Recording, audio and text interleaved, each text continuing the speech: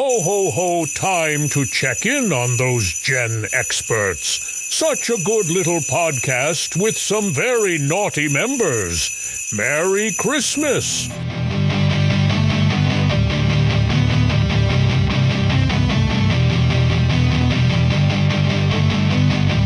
Welcome back, everybody, to the GenXperts podcast. I'm your host, Derek Phelps, and this week we are here with an even smaller crew. The sickness has hit us, or schedules. It's kind of like we are the Hunger Games of the podcast. We eliminate a member every week or so. But with me today, I have Dr. Derek Allen Clements and Miss Courtney Clements. Hello. Today's episode is going to be part one of a two-parter. We are discussing Christmas / Thanksgiving. We're going to cover some Thanksgiving, but Christmas is going to be a pretty large chunk. So we're going to kick things off and probably start hitting on our first section here of the holiday of Thanksgiving, because it does come first in this. And I guess the questions are going to be, does anyone here really have a particular tradition at Thanksgiving or anything food-wise you're going to see on the table? Well, I mean, I think we go with the very standard deviled eggs. Oh, yeah. And of course, I think every family has their very special, mom puts this in it or grandma puts that in it. But yeah, back in the day, I don't know about you guys, we didn't really have Thanksgiving at my house. We went to grandparents. Yeah. So I guess that was our tradition was we don't get to have Thanksgiving at home. We're going to be driving 2 hours to get to it. Yeah, ours was, I guess, because I'm sure it was when I was younger, we had Thanksgiving at my grandparents'. But when we moved, we had a much larger house, and both sides of our family celebrated together. So, my mother's side and my father's side both came together, and we had Thanksgiving together. So it was one big event. Get them all in at one time, get it over, and get them out. Nice. Oh, I happen to live right beside my grandparents, so we just could walk over. So that was pretty easy. But the other one just lived 3 miles away. So it's kind of in a sense, it was like I didn't have to travel like Courtney did. But there were pretty different situations. My grandparents that lived beside us, they are both alive, but the other one was just my grandmother by herself on the other side. So, but we still had a number of cousins and aunts and uncles and so on that would show up. So, but on my grandmother's side, the specialty was the one thing that was unique was, I think, raisin pie. Okay. Yeah. So it was Mama Ruby's thing. Mm-hmm. And then I had to have a piece of raisin pie at Thanksgiving and Christmas, so this would fit for both. The torch did pass to him. And when she got to the point that she was pretty much in a recliner all the time, couldn't move around anymore, she says, "It's my turn." And, it never tastes like what they do, but I did my best. And she said it was good. But I think I can probably speak for all of us. When we had those Thanksgiving dinners, it was all very traditional. Yeah. Turkey, ham, mashed potatoes. And that has really changed since our day. It's evolved some. We always had duck and dressing. Oh. Because nice. That time duck season had been in and family hunted. So my grandma always made duck and dressing. And sometimes it was a roll of the dice. There might be some steel shot still left in pieces. I have bit down on that shot, yes. You chew lightly. I think at one point, I can't remember when, but when my mother discovered hash brown casserole, that became a staple of every holiday meal. Yeah, ours was, turkey at Thanksgiving, usually ham at Christmas. You always had turkey. There was a dressing. Mm-hmm. There was always pumpkin and pecan pie at dessert. You're assured of those. If it's a big family thing, that green bean casserole. I hate that crap. Sweet potatoes. Yeah. Got to have sweet potatoes with the marshmallows on the top. Yeah. Mm-hmm. But you were talking about everybody has a different deviled egg recipe. We had one, I can't remember which one. They put pickle relish. Oh, yeah. My mom used to put pickle relish in, and then I grew up and, I don't like pickle relish. And I've had it with paprika, and no paprika sprinkled on it at all. It just makes no difference in the taste. Not really. It looks pretty. Mm-hmm. So there's, I think we've kind of established there's a core. So my outlier was raisin pie. duck dressing in your case, which isn't as common than yours is. We didn't have outliers. Again, we were going, all my growing up years in the 70s and 80s, we were going to my grandparents' house, and there was no outlier. It was standard across the board. Guaranteed you're going to have mashed potatoes involved in that. Yes, because there will be gravy provided. Yeah, and I don't remember if, oftentimes at my mom Jewel's house, she would do, white beans, but I it was, you ate the chow on that too. So sometimes that would show up, but that was more common for other things. Other meals. But that's the only other one I think that might have been a little unusual. If you're not familiar with pickled chow, it's kind of a salsa like hot relish or pickled relish that you put on beans. It's really good. Mm-hmm. Now, when I got married, I took on some of Bridget's Thanksgiving traditions. Her mom always made the dressing. Of course. And it was really good. Mm-hmm. And then it got passed to Bridget to make every year. So, Thanksgiving's a week or so away. We'll be making a ton of food for all the family to come pile in. Mm-hmm. It's definitely a celebration of how much food we can eat in one sitting. And it's always, you always sit and look at the table with everything on it and think, wow. Yeah. What a country. Like Yakov Smirnoff would say, what a country. What a country. There is so much food sitting out here that there's no way.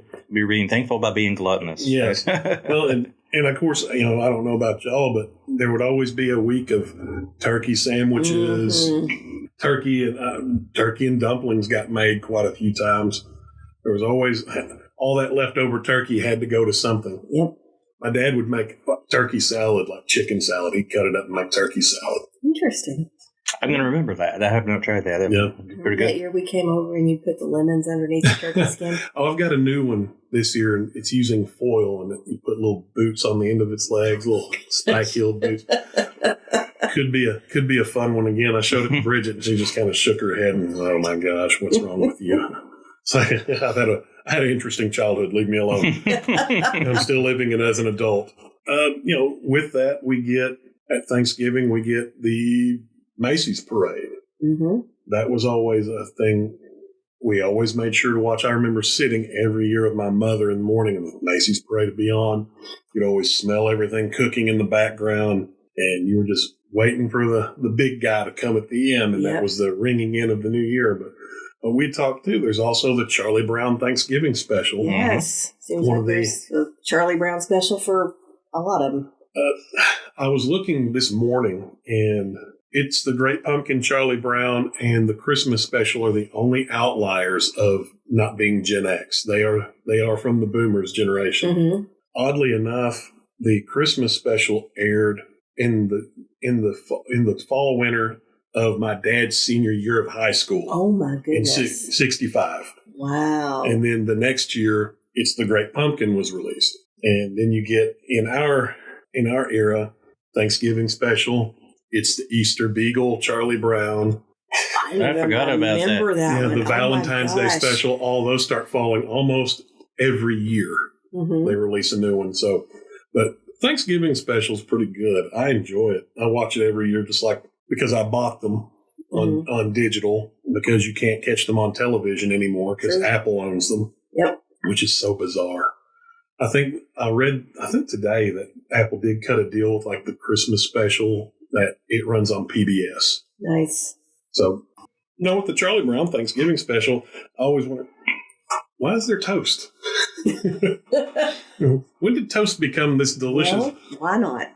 I mean, they're kids. Mm-hmm. They're little kids, so they're making what little kids could probably make, which, again, if you really look at Gen X, I mean, these are not parented children. They are doing a lot of things on their own. Latchkey kids, all that business. Mm-hmm. But, the Thanksgiving special certainly does not have all of the hoopla and rah-rah as Halloween and Christmas. Yeah. Those obviously are the two biggies. But yeah, they kind of, if you bring up Charlie Brown TV specials, those are going to be the two that are mentioned. Yeah. They're not going to go, oh, man, did you see the Thanksgiving special? Yeah. I think most people forget it's there. Yeah. It's an afterthought. I mean, I saw Courtney's face when I brought up it's the Easter Beagle. Oh, wow. Yeah, that does exist. It was in my memory, but I couldn't pull it out. Yeah. One of those deals. They had a book, I think, came out this year for Halloween that was Beware the Vampire Beagle. No. Snoopy with a cape on and Awesome. little fangs coming out of his mouth. I love it. But they do, I mean, especially with Peanuts, you do kind of see them hit every traditional holiday on the calendar. There's a special, and I'm sure that has something to do with Charles Schultz's love of everything. It appeals to children. Yeah. And I really can't think of too many other Thanksgiving, hey, you've got to watch this at Thanksgiving special. Mm-hmm. I mean, it really is just when Thanksgiving ends, the Christmas season rolls in. When Santa rolls down the parade route in New York, it is time. Yeah. But, something you said just kind of made me think that the Thanksgiving special gets overlooked.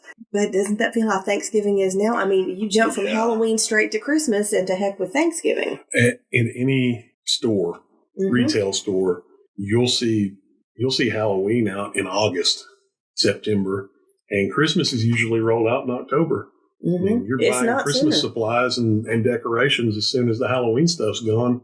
Well, you look at Walmart here. Mm-hmm. That seasonal side where all the summer stuff usually is, man, October, they're clearing that stuff out, and the Christmas stuff is on its way. We went in for our usual half-price candy buy-up to stock up at the house after Halloween, and they were throwing the Christmas candy on the shelf right then. Yep, and they had the giving tree, whatever it is, at the door where you can take. Yep, that was already up. And then once Christmas passes, the Valentine's candy is already piled out. I'm like, gosh, we're really jumping ahead on this. Oh, that's before we head after Easter, we hit the candy desert. That's where we stock up. 6 months. Oh, yeah. We go in and stock up and keep a plastic tote full of that candy. And so it's just kind of weird. We could have literally bought Christmas candy the same time we were getting the Halloween candy. But for marketing, it makes sense. Oh, yeah. I mean, you're getting your supply out there to everybody. Yeah. And when Reese's started making things in shapes, I gained 15 pounds. little Debbie Christmas tree cakes. Oh, yeah. But they have something as a pumpkin shape, too. I forget what it is. It's full of pie. Yeah, it's, you usually apple get the apple, but then it's pumpkin at that time. Yeah, so, so you have a few things that are like that with other pretty consistent products here in the South. Yeah, I think there's a pumpkin one, and I think they do like a pumpkin roll, like the Swiss cake. Oh, yes, they do. Yeah. I mean, there is some stuff out there. Speaking of retail, Thanksgiving, the rise of Black Friday. Oh, Lord, let's talk about Black Friday. Black Friday doesn't mean anything anymore. But no, not since... It's digital. Yeah, it's all you can... Well, Walmart had their Black Friday sale last week. A lot of places are doing Black Friday already. We did get up one time to go somewhere. Was it Kmart? Back when Kmart was still in Jonesboro. But outside of that, we've never participated in that. But I tried to look up and find a solid answer where Black Friday came from. We were talking, and you said, Courtney said, I had heard, it was always my understanding that the phrase Black Friday came from when stores were going from the red on the ledgers to the black because people were buying so much. Yeah. And that makes perfect sense. But you found other stuff too. Well, one of them was I think it was 1950. So 1950, 51, 52 is when we first see it starting. Mm-hmm. But it was a police officer who supposedly coined the term because not only did you have all the Thanksgiving traffic and the visitors from outside, but in Philadelphia, the Army-Navy game was the same weekend. Mm-hmm. And so he described it as a Black Friday. And there were, unfortunately, I forgot my notes, but there were like two other little things that were very similar. Yeah. So it's possibly started in the 50s, but not the way we understand it. Mm-mm. And really even in the 90s, because the 90s when I was working at Kmart, I worked there from June of 91 to December of 96, 5 years, 6 months, 1 week, 1 day, in case anyone's wondering. And, yeah. We did some Black Friday stuff, but, it's not like they were opening up at midnight. Yeah. I distinctly remember there was one Black Friday, and yes, there were people lined up outside, but they didn't try to murder me when I was pulling open the doors to get in. Because I'm like, if they had, I'd just have to say, I work here. Yeah. Unless you don't want to get checked out, let me in. And that, is an interesting, thing that luckily digital would hopefully do away with. The number of people who get killed or seriously injured by stampeding crowds. Now, I just remember we did go to Walmart once. We stayed up late. Yeah, to go get a digital item. They've started You'll get it in the line and get a ticket. Yeah. Yeah. If no one has ever experienced Black Friday, if you're listening, go, what are they even talking about? My advice to you would be watch The Two Towers, Lord of the Rings. And when the orcs are at Helm's Deep. I was thinking Helm's Deep is going to be your example. That's what the crowd's out. Helm's Deep is the retail store. And the orcs outside are the crowd of people who are about to lay out carnage to get the hottest toy of the season. Or we can get a pair of socks for $3 right now instead of $5. Let's fight. It is honestly the most American thing I could come up with in the modern era of we lust for carnage so much that we will literally fight each other. And really, you see this starting with the Cabbage Patch craze. Yeah. That really started the whole, I've got to get it. And, which you look at Walmart, they buy a lot in bulk. Mm-hmm. I always look at like when the TV on a Black Friday sales, you can get this 55-inch LED television for $378. How much is Walmart paying for it? Yeah. Mm-hmm. You could probably sell it at this every day. Mm-hmm. I bet they rake in a ton. I can't even imagine. But that Black Friday craze. Whew. And people do fight. I, of course, worked from 91 to 96. And so for some of that, I was also working at a toy store. People lose their minds. One time at Kate, because, they'll sell jewelry for really cheap. They'll have 3 of what you like, 3 of the TVs or 2 of the game systems or whatever. But, one time when I was working at Kmart, there was some lady who came in and kidney punched the woman in front of her at the jewelry counter because she had bought the last diamond tennis bracelet. Wow. Yeah. And once I was talking, I worked at a small independent toy store. I wasn't part of a chain, but there was a lady who'd come in and she was an assistant manager at the KB Toys in the mall. And she was telling us that she ended up on workman's comp because on Black Friday, she happened to be up on a ladder when the doors opened. Oh, no. And and they flat knocked her off the ladder and and injured her. So people, and honestly, I used to love getting up on Black Friday, in my more adult life and get on Facebook and see the stories about the 2 dads who got into a fight at Walmart over Pioneer Woman cookware. Oh my goodness. Yeah, no kidding. Yeah. Hey, I've experienced it. Because, we had kids, and when you're a young couple and, you have 3 children, hey, this is a good time to get the toys they want or ask Santa for. Mm-hmm. This would be a good moment to get it a little cheaper. You may have to brave some interesting moments. A story I always will tell is at a Black Friday event, I was at a huge bin of DVDs that were marked down really low. And there's a few people, there's a crowd around it sorting through, seeing what they're going to grab. And 2 or 3 times I've reached for a different DVD and this woman slapped my hand away. And I'm thinking, lady, there's 20 of these DVDs or more, at least in this bin, probably way more. She did it about 3 times.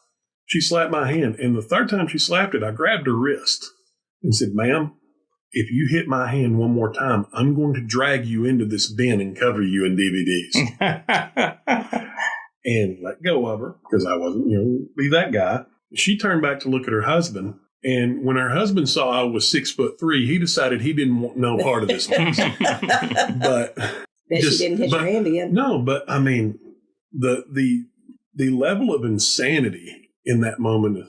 You look at some of this stuff, and some of the stuff we're buying is junk we probably won't use 3 times. Mm-hmm. I look at some of those DVDs and think, God, well, we threw that away because Lord, I had to buy it in Blu-ray, then I bought it in digital. Mm-hmm. But it was just a wild craze. I remember building a set. We were about to open Nonsense at the Imperial Dinner Theater downtown. Me and Kelly Grooms are working on the set, and it's opening the day after Thanksgiving. Mm-hmm.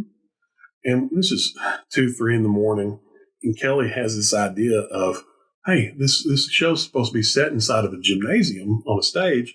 Let's go get a basketball goal and put it over the set. And unbeknownst to us, not really thinking, we go over to Walmart to get a basketball goal, just a backboard. I'm like, wow, there are a lot of people at Walmart at 4 in the morning.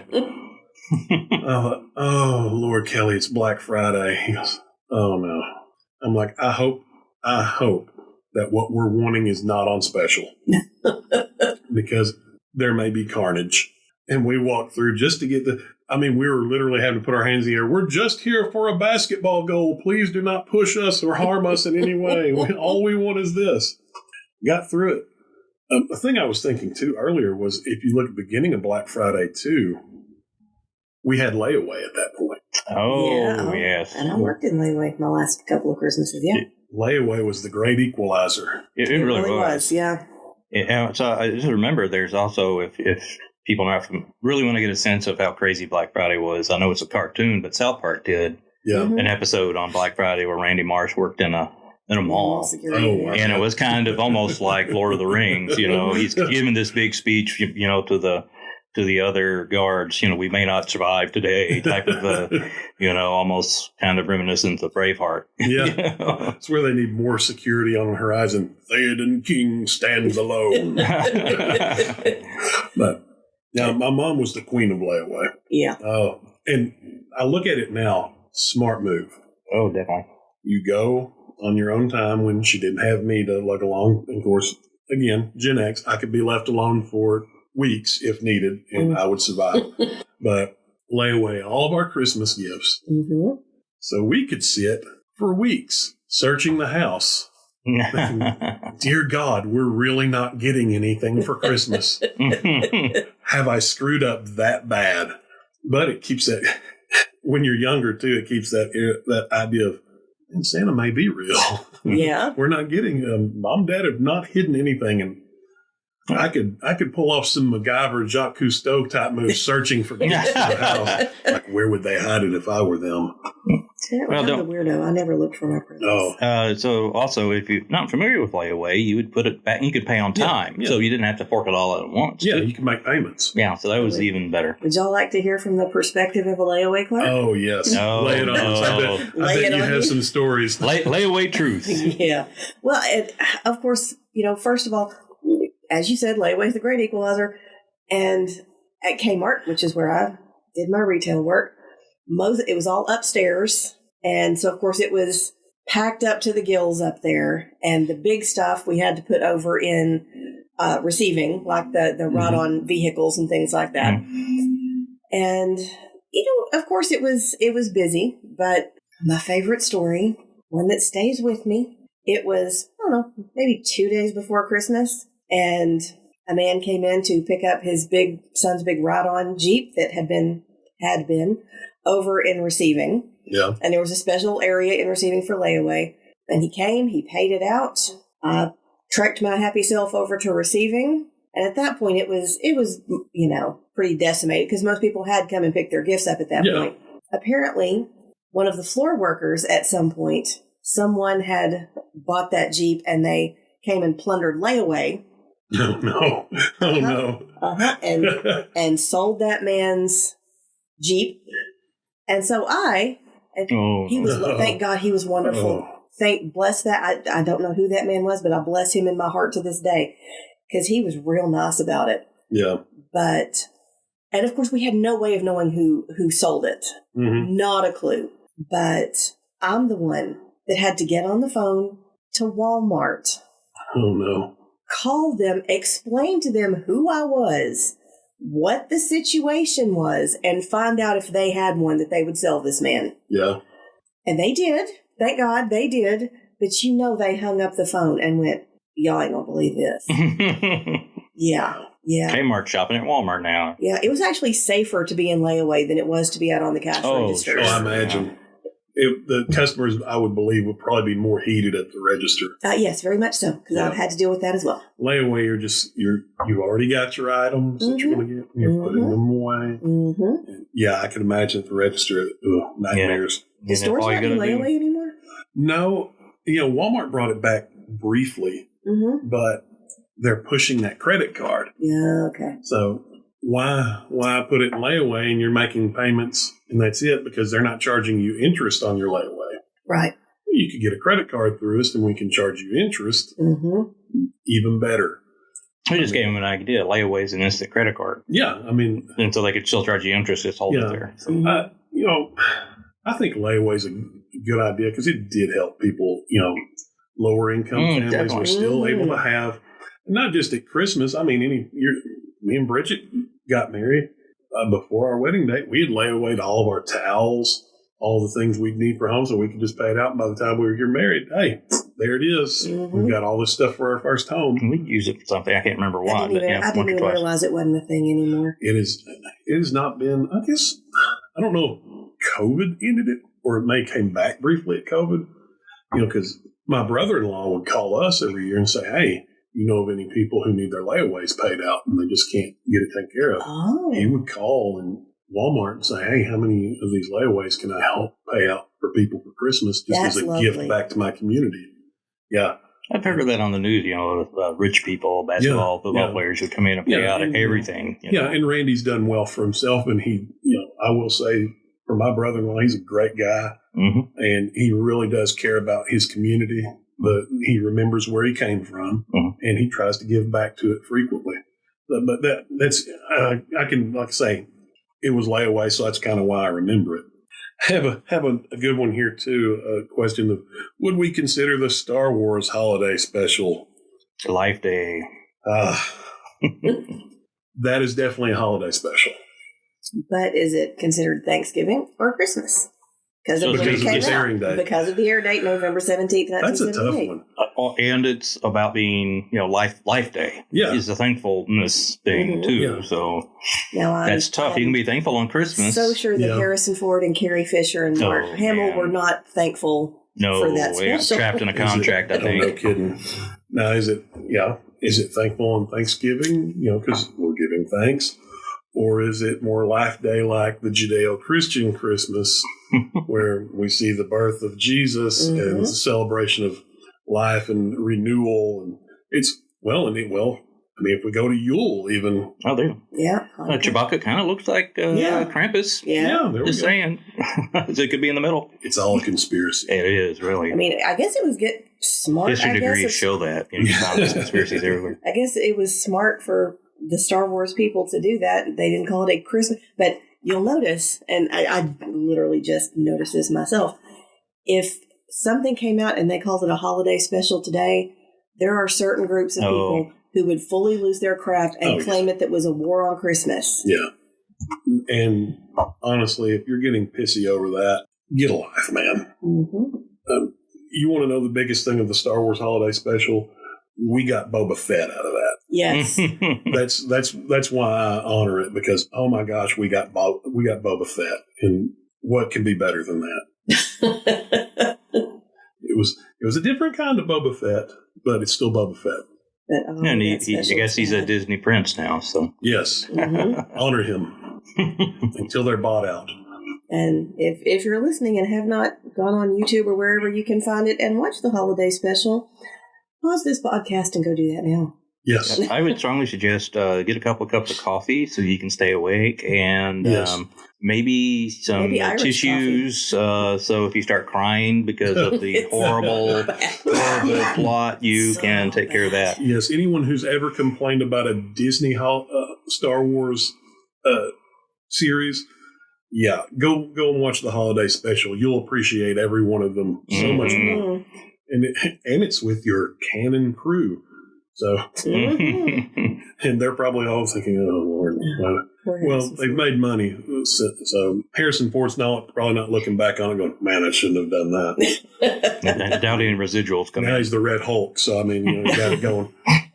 You're 80 years old and you're the Red Hulk. I mean, you got a lot going for you. Yeah. He's close to 80. He may not be yet. Okay, so Thanksgiving has come. When do we start decorating for Christmas? The day after. Day after. That was my parents and my grandmother's. Oh, no, because I distinctly remember Thanksgiving at your parents' house and me being forced to go in there and help put up the tree. Okay. Well, You and your dad got to sit in the kitchen. I said, why didn't Derek have to help? I'm a grunt. You're on. Yeah. That's when I start railing all about the history of Christmas and how it's all made up and blah, blah, blah. Yeah, it was either... Same thing with Thanksgiving, too. Yeah. I'm with him. It These was are manufactured holidays. Oh, they really are. It's either on or day after. There was none of this, let's leave the tree up all year and change it for the holidays, or let's put it up on November 1st.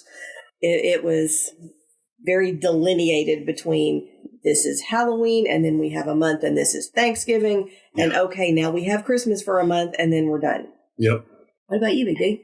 My wife tells me that you can start decorating for Christmas when dinner is done Thanksgiving Day, because she knows I am chomping at the bit. I love Christmas. It is my favorite holiday. I am a sap. I don't care what I don't care what people think. It definitely stems from my mother. It's genetic. I don't even want to think. We probably have to go. My mother did pass. In case anybody's listening, they probably heard my mother passed a couple years ago. I have inherited her holiday decorations. There's a lot of stuff. We have storage containers upon storage containers in my dad's garage waiting to be carted away, repurposed. Mm-hmm. Or in some of it, even my wife goes, "What is that?" And I'm like, it's tradition. But so, okay, growing up, before Bridget was ever a twinkle in your little eye, growing up, when did your mom start decorating? Mom still waited till after Thanksgiving. Okay. Even though she didn't want to. Mm-hmm. Now, she got good at it for a while. All the Christmas stuff would be staged in places to get to it quickly days before. Nice. Like, awesome. Before family would arrive, for Thanksgiving, we would get into the attic and get all the Christmas stuff out of there. That was, you ever see National Lampoon's Christmas Vacation where, Clark's up there reminiscing of Christmases past? That was my ridiculous little butt up there in the daggum attic looking, going, "Oh, I remember you. Let's put you down there." And I've still got a lot of, a little plastic popcorn, whatever, snowman. Yes. I don't know what that is, but because you could cut yourself on those things. Yeah. And got some of my grandmother's Christmas stuff when she passed, cleaning out. There's some old Christmas decorations. I gave some of them to my uncles because they were decorations they made in Sunday school or just public school, in the 60s and 70s. I'm like, these are probably more important to you guys than they are me. Mm-hmm. But yeah, I'm sitting, like right now, I'll be thinking, "Oh, I wish I could get all this stuff out." I'm sitting and looking at Christmas lights online the other day going, "Man, I really would like those for outside the house." Oh, there's a Santa inflatable. I was telling Bridget the other day, I was like, I wonder if we can get enough money put back. If I could have one of those 40-foot tall inflatable Santas, just obnoxiously huge Santa Claus. Put it in the lot next door. No, put it on our back fence so everyone going down the highway can see Santa. Oh, big yes. I'm that guy. Yeah. I'm sitting here, Joseph was giving me, my son was giving me grief the other day. He's like, "I think you got some white strings in your beard." He goes, "Oh, those are gray hairs." They're white. Welcome to the club, brother. Yeah. And I'm just like, I'm waiting for the whole thing to come in white so I can just get the suit and be go see some kids. Mm-hmm. I'm fat and jolly. We already rosacea helps. There's already one house in town on Park Street that has their lights up. Lights up. Yeah. But okay, so talking about Christmas trees and the kind of ornaments we had, because this just because when we were growing up, there was not this concerted Southern living theme trees. It was family ornaments and ornaments the kids made and strings of tinsel and lights and icicles. Of course, if you have pets in the house, you can't really have the icicles on the trees. But that is just vintage, different. Yeah. Plenty of vintage hand-me-down, like Dirk was stuff saying. that grandma had or great-grandma had or whatever. And now you've got to have a theme color for your tree, and all of your ornaments have to be this color. So I guess cottagecore is probably going to be the tree of Pinterest of has the year, brought that to the forefront. Yes. For us, I'm sure y'all are the same. We had those ornaments the ones that were like wrapped in these fine strings. They're real silky. Yes. They'd be the shape of a bell, or they'd be in... And they'd unravel, and they were horrible. Put them up anyway. Yeah, put them up there anyway. If they fell off the hook, the strings would catch on the branches anyway and hold it in place. I still have one ornament on our tree that I made in first grade that I still put up every year. Oh, I've got ornaments, felt angels that my grandmother made. You see it now. Well, we went last weekend to Jonesboro, and part of Bridget's birthday gift, I let her do some shopping, and we hit the good old Hobby Lobby. Which has probably looked like Christmas has exploded at this point. Oh, my gosh. It was everywhere. And 50% off. Or what? Yeah, there are so many varieties of decorations now for Christmas. For us, for me, really, the primary was the red and green and the gold and silver ornaments, and that's pretty much what you found. Yeah. And then they kind of branch out a little bit with, I think we got some Looney Tunes ornaments at one time, and the Hallmark would start putting out ornaments. Oh, Lord. When did the Hallmark ornaments start? I don't know when that began. Man, it's a thing. It's a thing now. I bought a coffee mug at the Hallmark store because we were out. Bridget's birthday. I was like, I'm just going to run the Hallmark store because I know they'll have peanut stuff. I got a really nice coffee mug with Linus giving the description of from the Christmas special, and on the other side it's Snoopy dressed as a little lamb. And it says, that's what Christmas is all about, Charlie Brown. 88 is when Hallmark started their ornament line. Wow. Mm-hmm. And, I mean, they've got ornaments for everything. Mm-hmm. And if you wanted a tree that was nothing but NASCAR, you could have a 12-foot tree and have nothing but NASCAR. Oh, yeah. I mean, we were in Cracker Barrel, and they had Christmas tree ornaments. That was a French's mustard bottle, a can of Spam. Oh, there you go. Whatever you want to put out there now, you can decorate your tree in anything. Yeah, and that would not have flown back in our day. No. And if you know, too, the lights are different. Of course, we've gone to LED now. Mm-hmm.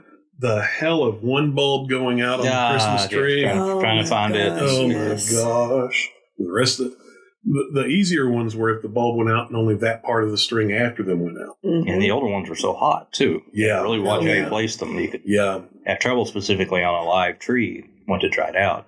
And it was all about the live tree. I mean, and yes, I know there were, aluminum trees and plastic trees and whatnot, but it was all about the live tree in our house. I don't know about y'all. We did every once in a while, but with inside cats, trees are challenging anyway with cats. We always had a fake tree. Wow. As far back as I can remember, it was always a fake tree. Me and Bridget got married. We did a real tree one time, and it fell on Olivia. Oh, no. I feel bad for laughing, but you think about kid, but no, help. It makes me laugh, sue me. But just did it that one time, and I was like, it's too much to clean up. Mm-hmm. Smokey just walked out of the room. The thing I'll talk about, too, is if you have cats, it sours you on Christmas a little bit. There's nothing better than in about 2 or 3 o'clock in the morning, lay in bed, and be slightly awake and hear the sound of an ornament rolling across the floor. Mm-hmm. And you know it's not a natural. It fell off the tree rolling because it's being tapped across the floor. Mm-hmm. So, yeah, we have beautiful glass ornaments that we don't put out anymore. And they'll, I guess, remain in storage for eternity. And I guess one day if I make it to 90, they'll pack them all into wherever I'm being cremated and go, here, just put all this together with Dad. But no, I mean, it's so different now. And Christmas has evolved. What about things, we're talking about trees, but there are other things that are out there, statues and things like your Fontaniti. Yeah, nativities. Yeah, nativities and stuff like that. So was that a big part as well? I put out a blow mold nativity every year. Oh, yeah. Mm-hmm. We have a nice blow mold nativity. And take some pallets and build a little manger or the little blow mold plastic Jesus that lays snugly away. Every once in a while, I'll go outside and a random cat's getting warm next to the lights. I'm sure it'll be okay. Well, you're welcome, little buddy. But yeah, we certainly, people who could afford it did have the blow mold stuff, but we certainly didn't have the big inflatables. Oh, yeah. Like we do now. Now it seems easier to decorate. I mean, it's easier to over-decorate. Yeah, even the inflatables over time have become cheaper and cheaper because they're easy to make. Oh, when I was a kid, we had the C9 screw-in bulbs that you put on the outside of the house. Dad would be out there with a staple gun putting the Christmas lights on the house, and that was pretty much it. That's all. If we decorated outside, that was pretty much it. maybe a couple things in the window. Later we get the plastic 3 candles. To put in the window. Yes. Look, we have those. We are upper class people around here. We put the plastic flickering orange light bulb in or a wreath on the door. Yeah, wreath on the door. Lights on or something. Now I'm so fancy. I put support those Razorbacks. I put that big Razorback out there pulling a sleigh because I inherited it from my father-in-law, which is to me is one of the most hilarious decorations I have. I have more. I have so much more. I have more to give to the world. If my children ever listen to this, remember, you're going to inherit it. And I'm trying to think, too, when we talk about how Christmas decor has changed, and it is varied, and I can get a Peanuts nativity now at the Hallmark store. Yeah, and it just dog nativity, cat nativity, gnome nativity, which makes my mother hates gnomes, and she hates red trucks, and she especially hates gnomes in red trucks. And the fact that you can get a gnome nativity just makes her little head want to explode. Oh, imagine. Yeah. Yeah, it's, like I say, it is. Well, and you can get Christmas trees now in any color. All colors. With the lights built time. in. Yeah. The lights built in them. You don't have to put your own string of lights on. So you just plug up the tree. Yeah, I've got 3 of those, and I do not recommend it. One, because when the bulb went out, the whole thing went out, and then I'm stringing lights on the tree that has built-in bulbs. Now, I did like how they came in 3 sections, and you plugged it in, and each section, once it slipped on, it provided electricity for each section. You didn't have, but now I'm back to stringing lights on them. Yep. But, now with the advancements of LED lighting and all that, you can put lights on your tree now and control what color they are and pattern from your phone. Yeah. I mean, it's crazy what they can do now. Another thing I guess we can move on to, too, is the Wishbook. The Sears Wishbook. Exciting day. Yes. That usually arrived before Thanksgiving. That was that was our retail stores. Hey, we're in Christmas now. Sears and JCPenney is what we always got. Yep, us too. And it was a catalog. You got to didn't fool with looking at clothes. That was stupid. No. That shouldn't even been in the wish book. That was nobody's wish. Oh, Lord, please if there's anything I get for Christmas is a pair of tough skins. But, that would also be where you get yours with peanuts on it. With, you could, your Cabbage Patch or your My Little Ponies or whatever. Yeah. So that kind of stuff was cool as heck. Yeah. Well, and like, I'm sure everyone at the table, you get the wish book and you flip the toy section and you start marking pages, circling. Dog ear page. This is what I would like to see, if possible. Father, please. Mother, more, please. Yes, more. May I go see Santa? Father Christmas, will you please bring me a Millennium Falcon? I'd marked it and never got it, but. Star Wars everything. Oh, the dreams it would create. It's kind of like the opening of a Christmas Story when they're looking at the window decorations. Oh, exactly. That's I guess what we were doing was looking at Sears catalog with that little jingling bell on your mind of Well, thinking back, that into the mall episode. I guess we didn't bring this up, but that's one of the fun things to do in the holidays. Walk through the mall, look at the displays, and see, there's a so-and-so I would like to have or something. Yeah, and the mall Santa. Oh, yes. This is where we're kind of reaching to the point, too. I guess we can ask, at what point in your life did you discover or were you told Santa was not real? Total disclaimer, if you have children listening to this, small children, don't let them listen to this section. What? Because this is a spoiler. Yeah. Dr. Clement's day is ruined. He just found out Santa is Odin. Let's just, deal with that. The Santa was created by the Coca-Cola Company. Okay, so I was 9. I was a long holdout, and I tricked my mother. I remember it so clearly. My devious wife. Yep. We were standing at the sink doing dishes, and I was wearing a shirt that Santa had brought me, and I said, "Hey, Mom, where'd you get this shirt?" And she said, "Oh, we got it from the..." She's squinting. Mad. That's what that pause was. Yeah, she was. She was so mad. But frankly, to have me until 9 was pretty good. Yeah, and she always described you as a pretty sharp kid, early reading all the time. Mm-hmm. So for you to wait to get you to buy into that long was something. That was an achievement. Well, but remember, this was before the internet. Right, this was right. before, all you had was maybe another kid telling you that it wasn't real, and you can. Yeah, I blow that off. I don't remember, honestly. I've been trying to think about this. I honestly cannot put a time and place. Yeah. Just kind of figured it out at some point. That's all I could guess. Yeah, I mean, I guess I'm sure it was on the bus or on the playground or something like that. it was probably middle school. I was probably 10 or 11. Okay, I mean, mom kept the ruse going pretty good.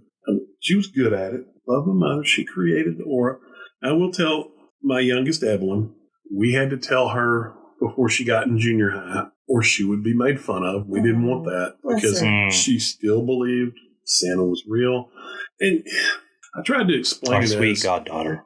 is, in a way, Santa is real. He's the best of us. And he's just a figure we've created that you can visualize. We like to put a human face on things. But he's that spirit of giving that we should have year-round. But that's who he is. And who you see in the mall is who works for him. That's why my mom explained it to me. The mall Santa, he works for Santa Claus. He can't be everywhere at once. I'm thinking, well, he delivers toys in one night, Mother. How can he not be everywhere at once? He's omnipresent. He's like God, isn't he? But she's like, no, they work for him and they go report back because Santa's going to ask you if you've been nice all year. I'm like, well, why is he going off my word? These are the thoughts running through my mind. Well, I can be a little turd all year long. Once I get in the mall, like, yes, I've been good. He looks at you. He doesn't quite believe you, and he breaks out the lie detector. Yeah, he's like, oh no. He's like, here, kid, put this on your finger.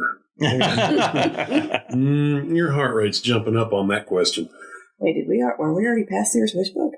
We can go back to Sears Wishbook. No, I mean, I guess we don't have to. There's not really a whole lot to really, And that thing was so big because it had everything in it. Tools and clothes. I do just want to. The typical thing. Yeah. Just want to go back and it cost a lot to send. Yeah. No, because I did do some research. Yes, please. The Sears Wishbook started in 1933. By 1968, it was up to 608 pages. The highest page number was in 1992, which was 834 pages of holiday goodness. And I mean, it was clothes, it was toys, it was bedding, it was cookware. Well, just like the old Sears catalogs, period. With the addition of Christmas, because also Christmas decor. And it finally ended in 2011, which very good run, which makes me think though, grown people can say Sears Wishbook and we know what we're talking about, and we say that to kids. They have no idea what a Sears Wishbook is. They might not even know what a Sears is. But my college freshmen would not know what that is. Okay, But 834 pages at its largest. That's how we do it in America, baby. Supersize it. We supersize that bad boy. Okay, that's really all I'm going to say. But you're right. I mean, there was everything in it. I remember going through and as you got older, you looked at the electronics and the other stuff instead of the toy section. I always kind of liked the rock tumbler. Oh, man, if I could have got a rock tumbler. Guy I was dating in 1993, if you're listening, hi, Brian Marshall. He asked for that one year. The rock tumbler? I got him a rock tumbler. I always thought it was really cool. That and the rocks you put in water and the crystals would grow up. Yes. I thought, man, that is the coolest thing ever. Yes. Before Shark Image, we had Sears Wishbook. Sears Wishbook had all the, or we'd go through it and there would be the themed, like Garfield or Peanuts, sleeping bag, bed sheets, all these things. Maybe where my Star Wars stuff came from. Yeah. Back in the 70s, when it first came, Star Wars hit. Hit that one section where they had the huge car that your bed fit in. Yes. Who is this kid that lives in luxury? So your bed's a car? Amazing. And now look at it and go, that would not be functional. No. The adult in me's robbed me of my young Christmas joy. I would not sleep in that car bed. That looks like total trash. But we'd go, and I'd even be thoughtful enough to look at it and go, you know what? I think Dad needs a new Norelco. Circle that. Once I got my mom a little silver chain, my dad even let me call, gave me his little credit card and let me call and make the order over the phone my own self for my mom's Christmas. Did you have the thing in school where whatever, I don't know what the company or whatever it was, would come to school and they'd take you, to us it was in the cafeteria, it was on the stage cafeteria, and they had all these little items you could buy for Christmas for your parents. And I've never heard of that. They were like little porcelain bird figures, or they were different little things. But I remember that. I don't know why it sticks out in my mind, but because I bought my mom a couple things from that, and you thought I'd, given her a mansion. Probably thinking, well, finally my kids have given me something that was thoughtful. You're welcome, Mother. And she probably still has them put away. So I just remember being taken in there and like, okay, we can go up on stage and like, this is 50 cents. And I don't know, odd memory just went right in my head. Well, that is interesting because we didn't have that out in the school surrounded by fields where I went. Yeah. But it would have been pretty cool. Yeah. I mean, it was good, and of course the parents knew what was going on. It was like, you didn't just randomly ask for money. And some of us, not myself, I didn't save money in the piggy bank. I had one. It was empty because that sucker was going to candy most of the time. But some people may have put their money together and bought their parents gifts in secret. I did not. They did get a lot of handmade items. Mm-hmm. As my daughter does to me now as an adult. Oh, well, I could have gotten you a birthday card, but this is a handmade birthday card. I'm like, you're in college and you're broke, and your money still mostly comes from me. Yeah, the mall. Yeah, seeing the decorations in the mall. Mm-hmm. Of course, mall Santa's there, and it seemed like over time the spot for the mall Santa became more grand. Yes. And more groomed. Yes. Took more space. Yeah. Growing up in Paragould, we had our own Santa too. And he was Joe Lynham and his son Jason. Oh, nice. Yeah. Joe was Santa in the Christmas parade every year. And of course, once I figured put two and two together, I was like, oh yeah, I know Santa. It's Joe Lynham. And then I got to know Joe a little bit as an adult thinking, wow, Santa knows some dirty jokes. No, Joe was a really good guy. He did bring a lot of joy to some kids.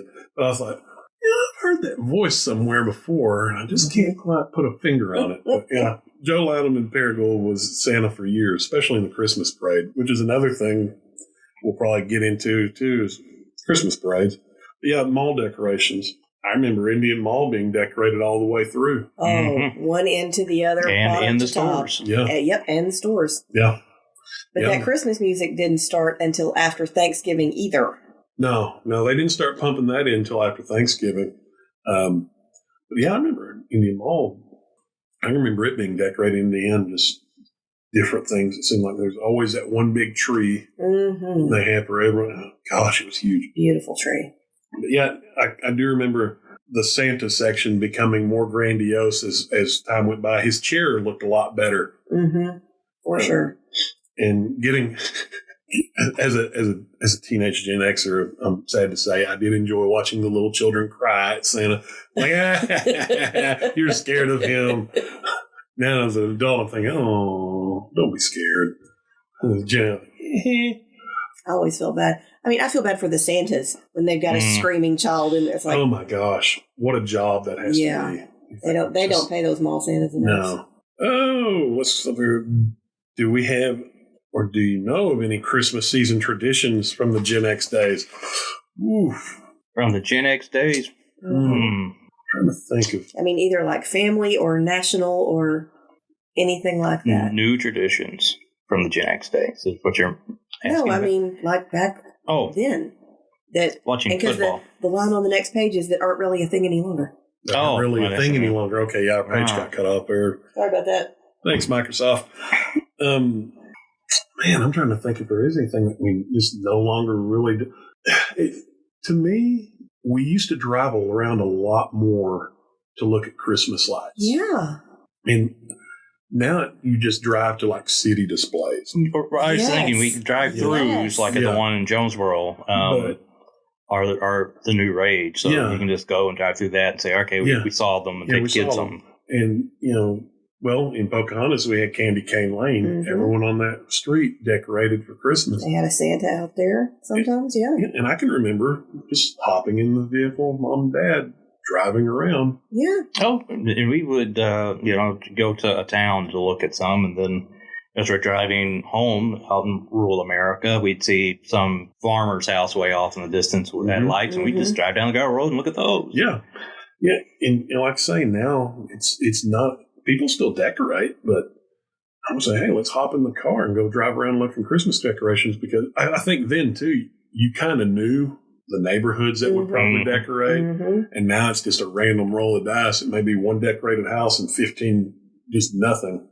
And of course, with the internet, you can, first of all, you can get on the internet and look at stuff that you would never see in your town. And be like you said, how Pinterest has really upped what you have to do inside your house. Pinterest has also upped what you have to do outside your house to be considered, amazing. I was just thinking about we would not have had the. One of the reasons I remember riding around looking at lights, actually, shifting gears, was our choir concert was on the WIN radio station from a particular time, so we hopped in to listen to the radio all together. But out by your mom's house, there's a place that has a low watt radio broadcast with synchronized lights, so you can pull up beside and listen. Yes, there was never would have happened in the 80s. Yeah, I was about to actually say something like that too. When we went to a campus tour with Evelyn in Knoxville. It was that time of year, and we went to a neighborhood that it was really decorated, and one of the people there, their house was decorated, and they had a sign out there saying which AM station you would tune into and hear the music in your car as you drove by. Now, it's wild what people can do now. Yeah. I mean, when we have a television show, The Great Christmas Light Fight, because it's so prominent now for people decorating their houses in big style, but you see those houses on television, they're decorated like that. Hardly any other house around them is decorated. Right. Where, people... They don't have to, because they could read their newspaper from the neighbor's lights. No kidding. In the yard in the middle of the night. But that's, we may have not had a lot of people with huge amounts of decorations, but it always seemed like there were more houses that had lights strung out at least. They put lights out. Right. So I think that's correct, honestly. Think about it. More people just kind of did that. It wasn't really overblown in your face. Here is Christmas. It was just strung up some lights. You might have put a few things out there like the little blow mold snowman or the candles that said Noel or whatever. And that would be about it. Now, it really is a light fight. Yeah, it is. Now, when we talk about Christmas decorations too, when do you take them down? Traditionally. So we know back people in the who day do not. Or now? Back in the day. Yeah. Between Christmas Day and New Year's?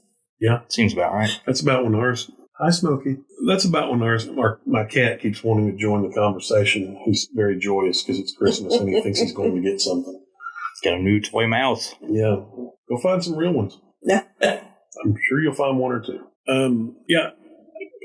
Between Christmas and New Year, usually ours came down. Now, as an adult, I'm a little lazy. I like them bad boys up a little. Bridget gets on to me. I believe in leaving it up till Epiphany. Well, yeah, my mother is about Epiphany, but I don't want them up past Epiphany. Yeah. I just don't. Okay, so you'll need to explain that to some people on the radio because they don't do that. That would be a good explanation. I don't even really have it. It's just a cop-out for me not to take the decorations down. Why are we not? Well, it's just got to do with different counts. Yeah. This some in some countries the calendars count longer at the beginning before Christmas and then longer after. It just depends where you're at.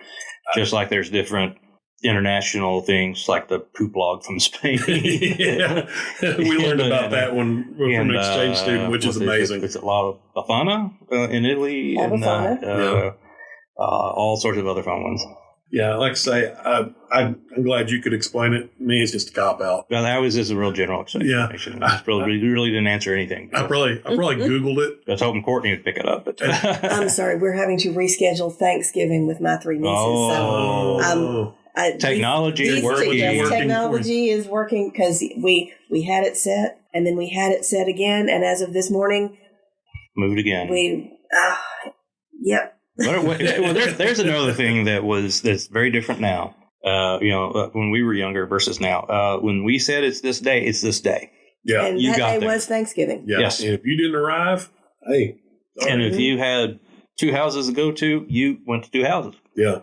Or you just missed. A lot of married couples We didn't, because Derek and I, for the first, I don't know how many years of our marriage, we would do on Thanksgiving Day, his family at lunch and my family at dinner. Day of gluttony, I'm telling you. And so I couldn't eat much at his family's house, and he couldn't eat much at my family's house.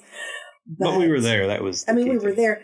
But I know a lot of married couples just, okay, this Thanksgiving we're going to my parents' house. Next Thanksgiving we're going to your parents' house, or my parents get us for Thanksgiving, your parents get us for Christmas. Yeah. And of course, when there's distances, you can kind of see that when you're really having to travel. But it was. Thanksgiving was Thanksgiving, not the day before, not the day after, not the week after. Thanksgiving was Thanksgiving. Hours before Christmas was Christmas. Before both families combined was either mom's side or dad's side would have lunch together, and then we go to the other side that evening, have leftover dinner or whatever, and that's how we did that and Christmas. And then, once we got the bigger house, everybody just kind of got together, and it was one big bag. Got it over with, Pastor. I can look at it now from my mother's perspective. Just get them all in, get them all out. One more thing, I guess, too, before we wrap up, is the rise of Friendsgiving. Yes, the rise of Friendsgiving. Which I like. I love Friendsgiving. Because we say there's the family you're born into and the family you pick. And I think that is something that really starts coming from our generation, because I can't explain. We like being around our friends, and we do see friends as family. Yeah, and definitely. If there was a Friendsgiving going on in my parents' generation, I was not a witness to it. Oh no, definitely not. I do think they stuck more solid to those traditions than we have. We've kind of created some of our own, and you look at it too from this perspective. I'm sure some of the traditions that I've always grown up with, someone had to come up with it somewhere, and I think it evolves over time. So of course I had to look it up. It's in the early 2000s, right before the 2010s. It actually got added to the Merriam-Webster dictionary in January of 2020. But according to Merriam-Webster, the earliest use of the term Friendsgiving dates back to a 2007 tweet, but some people credit the hit show Friends for inspiring the concept of spending the holiday with friends. Yeah. Another theory suggests that a 2011 ad campaign by Bailey's Irish Cream Liqueur used the word, giving the Friendsgiving movement more momentum. Well, I clearly have to back alcohol. If Bailey says it's true. The Irish bringing us all closer. Well, But I think I can't think of anything else. Let me make sure. Christmas decorations come down. Haven't got that. I think that's about everything for this part one of a two-parter. Very special episode. Very special episode. The Christmas episode of the GenXperts podcast. We'll be back to you later on with part two, and it'll be even more exciting. We're going to gift wrap it for you. Oh, yeah. So it's the GenXperts podcast. We're signing off.